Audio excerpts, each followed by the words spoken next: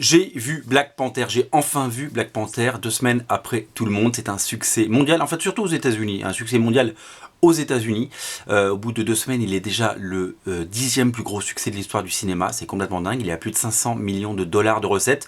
Il est à pas loin de 900 millions dans le monde, donc il va taper le milliard sans problème. Non, c'est surtout aux États-Unis qui cartonne. Et tant mieux, puisque on aime quand les films de super-héros cartonnent. Alors donc Black Panther, vous le connaissez, hein, c'est ce personnage créé dans les années 60 par Stan Lee et Jack Kirby, qui aujourd'hui donc fait l'objet d'un film. On l'avait déjà vu, bien entendu, Black Panther dans le film Captain America Civil War, c'était sa première apparition.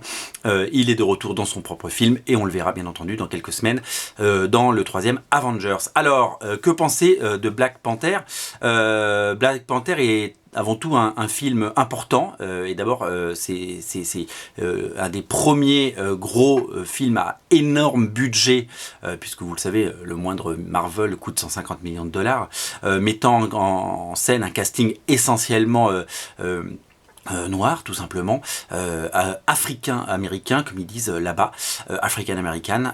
C'est, voilà, il y a quasiment 90 ou 95% du casting qui est black, et c'est vrai que ça s'était jamais vu. Il y avait déjà eu des super-héros noirs, bien entendu, parce que Blade a été le premier super-héros, mais on n'était pas du tout sur les mêmes budgets, et on n'est pas du tout sur les mêmes succès, puisque Blade, c'était les petits films, c'était les premiers films, c'est un film qui a essuyé les plâtres, bien entendu, du super-héros au cinéma, et donc du coup, même s'il avait des qualités, notamment le deuxième film qui était plutôt sympathique, eh bien ça n'a jamais eu ce succès et cette portée, cette universalité, c'est ce qu'on pourrait tout à fait dire. Alors, Black Panther, donc pour ça, c'est un film important parce que il montre un autre visage de l'Afrique, il montre un visage très très positif de l'Afrique. J'ai entendu beaucoup de gens analyser le film et dire que c'était un film politique et que c'était évidemment que serait devenu l'Afrique si ça n'avait pas été dépouillé par la colonisation, par les Blancs et par les Européens. Eh bien, c'est vrai que c'est un des sujets sous-jacents du film, mais c'est pas non plus écrit en gros. Voilà, c'est surtout le destin de Black Panther.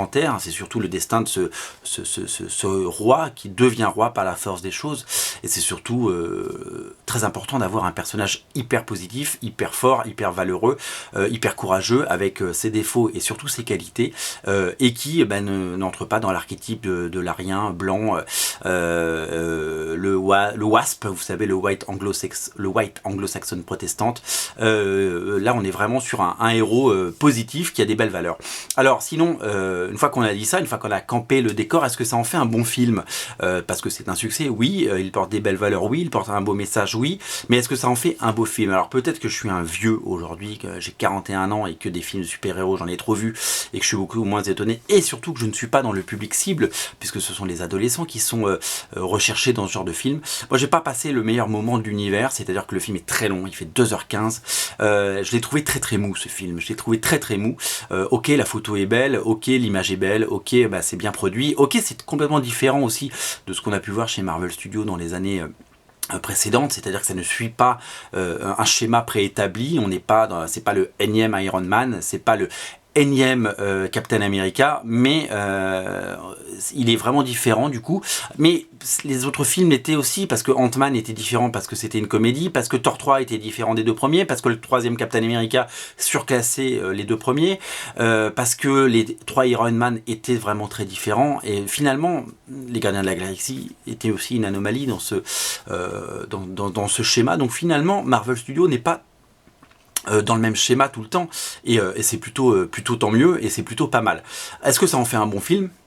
Je ne suis pas sûr, et c'est là que je pose une vraie question, puisque comme je vous l'ai dit, je suis allé voir avec beaucoup d'excitation, et cette excitation, elle s'est on va dire effritée de minute en minute. Voilà, pendant 2h15, c'est long 2h15 quand on s'ennuie, parce que c'est mou du genou. Les scènes d'action sont pas légion. Oui, il y a les rites de passage, oui, il y a des choses magnifiques et des couleurs superbes, et oui, ces combats pour savoir qui va devenir le nouveau roi sont plutôt sympas et plutôt bien réalisés. Et c'est vrai que le réalisateur qui s'appelle Ryan Coogler, qui avait fait notamment Creed, que j'avais adoré, nous présente quelque chose de vraiment différent en termes de réalisation, donc ça c'est plutôt chouette. mais il faut voir que, en gros, on pourrait résumer le film. Ah, je fais tomber ma BD. On pourrait résumer le film de façon plutôt simple. Hein. Ça parle beaucoup. Je pense que les enfants doivent vraiment s'ennuyer parce que ça parle beaucoup. Et puis l'histoire avance très très doucement. Beaucoup de blabla, et puis pour une scène de fin où il y a avec deux, enfin voilà, si vous n'avez pas vu le film, vous arrêtez la vidéo, c'est en train de spoiler, mais une scène de fin donc qui dure à peu près une demi-heure, qui nous montre dans les plaines africaines un combat entre entre les Wakandais entre eux, si vous voulez, donc c'est une espèce de guerre civile pour savoir qui a raison, où on n'a pas l'impression qu'il y ait beaucoup de monde sur le champ de bataille, c'est un petit peu vide, ça m'a fait penser au pire moment de la menace fantôme, si vous voulez. Avec beaucoup d'effets numériques et peu d'âme, et un combat entre Black Panther et Killmonger complètement numérique, avec plus un seul bout de chair et plus un seul être humain. On dirait une cinématique de jeu vidéo qui n'en finit pas. C'est très bien réalisé, ok, mais c'est ce que j'appelle, vous le savez, vous connaissez mon expression consacrée, c'est de la bouillie numérique, quoi. C'est-à-dire que pendant 20 minutes, on a deux chatons avec des griffes qui se foutent dessus, mais en 3D, quoi. Donc, c'est un petit peu pénible à regarder.